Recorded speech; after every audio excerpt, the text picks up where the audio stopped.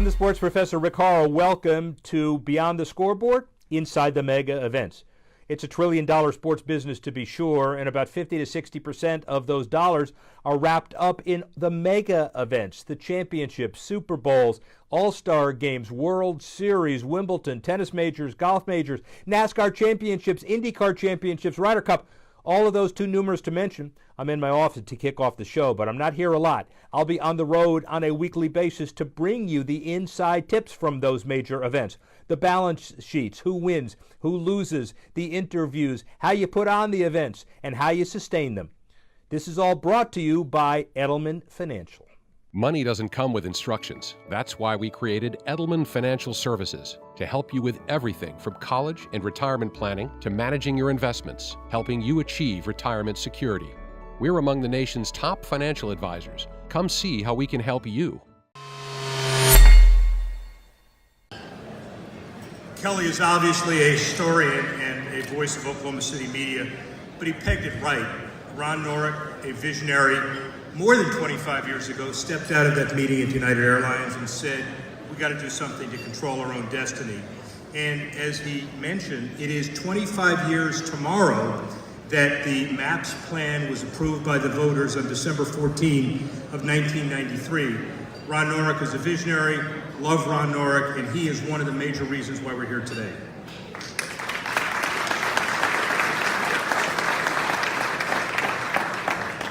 But that's not all. In the 25-year history, it's really interesting. A $350 million public kickstart, and it's not only led to the Thunder and $5 billion of economic impact, but it really generated some national awareness way beyond what anybody could have contemplated. My friend Dan Towers, the CEO of Group 1001, asked me to look at different markets to invest and to hear stories about. 2 falls ago, we brought Dan to the community, did a promotion on sports, and within 3 months, he signed a $1.5 million matching check to Tim and Liz, which, by the way, he expected to be matched in 3 years. It's been matched in half of that time, so you should all be incredibly proud of that.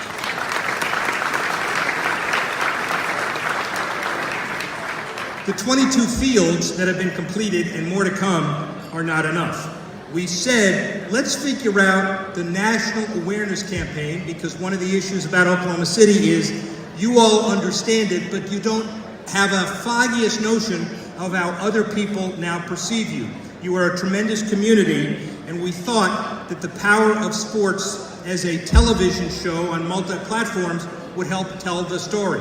What's the result? Joe Castiglione helped us put it together with OU and back to Fox Sports Southwest. Now, after 12 months and another 4 episodes, 16 episodes on a monthly basis, 1,604 airings, 11 Fox regions, 42 states, Fields and Futures featured monthly with a personal impact story.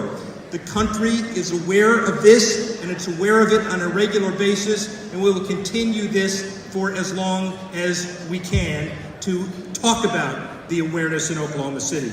Really important. Finally, we have another platform, a book about the 50 years of the sports business that Joe Castiglione and Ron Norick have agreed to participate in, will be released in February.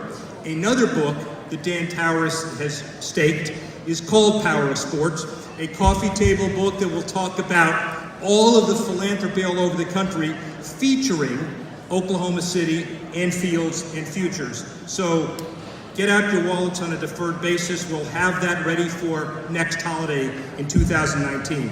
The bottom line is this. This is a special community with special people.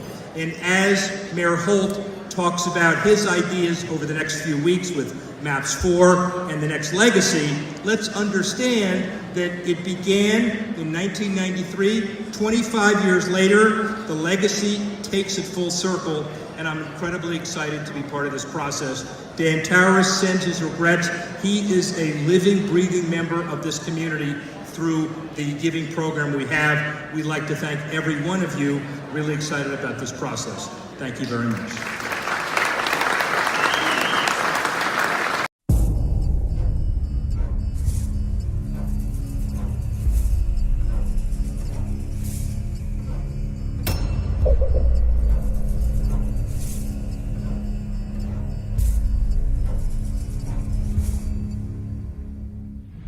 When you go back retrospectively and look at the city and where it was in, say, 1993 or 1994, we always thought we were a good place to live and a good place to raise a family. To be honest, we weren't a city worth visiting. We didn't have, any stuff that we were proud to show off. Anytime you traveled, people would say, ask where you're from. I'd say, I'm Oklahoma City, and I'd get this blank stare. They just had no concept of what Oklahoma was. What corporate America was really searching for was the quality of life that Oklahoma City did not offer. Maps became something to hold on to and rally around, and it was like a rope. It was like, this could be a way out. This could be a way to build something that will change things. When Ron Norick proposed maps in '93, and I remember thinking, penny sales tax, sure. Try it, because we were desperate.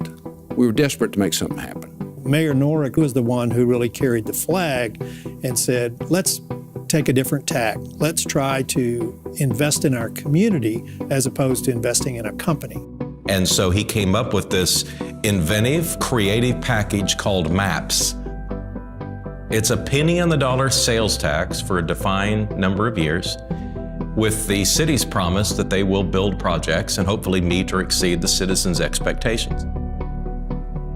The campaign theme was believe in our future, kind of a corny theme, but it was really what we meant, and that we were going to make tangible decisions, make real financial investments to change the course of history in Oklahoma City.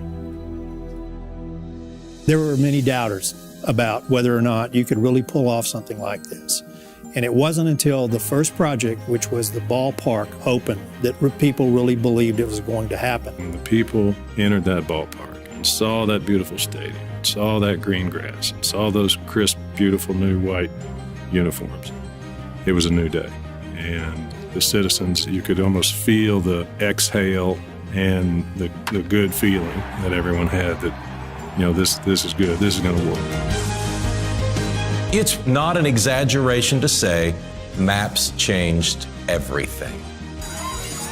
Maps for Kids, an act of political genius that my predecessor and some other civic leaders were able to put together to bring together in a consensus 24 school districts, an entire city council, and the business community. And so then we worked for 3 years with people around the city that cared about education. Kirk's was a very important election. He had his own impact in terms of taking the city in another direction, and that was his belief that we needed to address the capital needs of the Oklahoma City public school system. And he led us in a brilliant way to get that done. So following Mayor Kirk Humphreys, Mayor Mick Cornett picked up the mantle and carried us forward into MAPS 3. What MAPS 3 has done is continued the momentum of MAPS 1 and MAPS for Kids. I think Mick's leadership has been as important as Ron's and Kirk's in different ways, of course. But to maintain a program that operates at such a high level is a difficult task, and he's done it very effectively.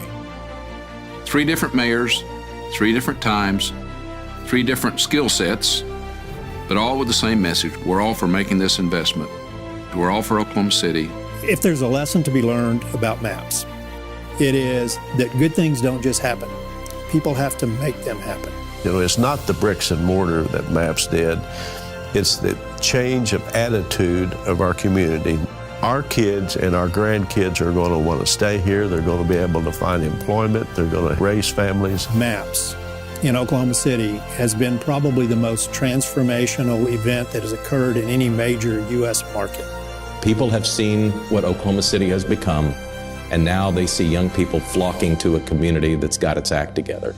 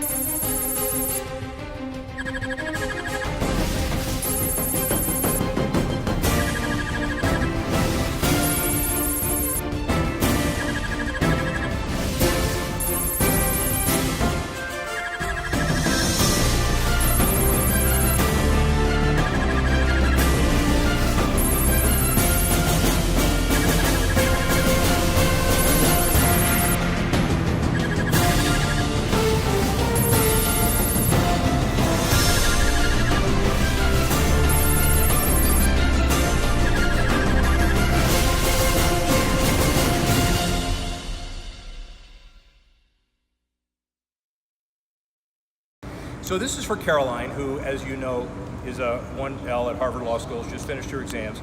And I want to remind Coach K, who will see this as well, that Caroline had the benefit of Dick saying hello.